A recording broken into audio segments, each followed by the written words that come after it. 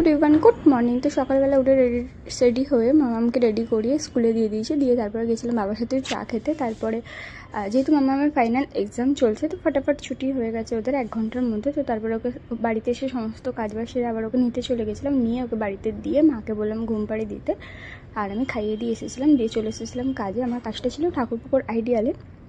তো এখান থেকে যাবো আমি একটুখানি, আমার ক্লাস আছে, বেশিক্ষণের কাজ নেই, 1.5-2 ঘন্টার কাজটা করে যাবো ক্লাসে। তোমাদের সাথে আমি শেয়ার করেছিলাম কিছুদিন আগে যে একটা ভিডিও, যে আমি রাস্তারই ফর্ম ফিল আপ করছি, বলেছিলাম যে আমার একটা স্বপ্ন আছে যেটা পূরণ করবো, তোমরা আশীর্বাদ করো।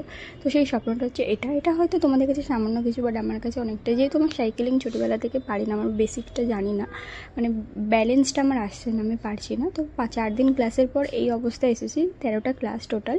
তো দেখি কতদূর কী এগোতে পারি, তোমরা আশীর্বাদ করো। আর কতটা কি এগোতে পারে আমিও চেষ্টা করছি, বাট এইটুখানি আমি চেষ্টা করেছি, মানে পেরেছি। যে দিদি আমাকে শেখাচ্ছে তিনি এইটুখানি আমাকে শেখাতে পেরেছে। বাট যতটা বলো স্কুটি নিজের ওপর, মানে তোমার যতক্ষণে ব্যালেন্স আসবে তুমি কিছু করতে পারবে না।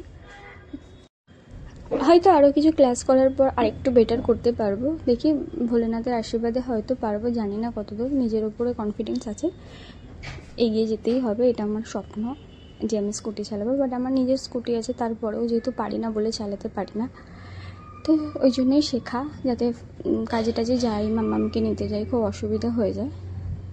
তো চলো তোমরা আশীর্বাদ করো যেন আমি পুরোটা শিখে যেতে পারি, আমার খুব স্বপ্ন, জানো তো। তো চলো, টাটা, বাই।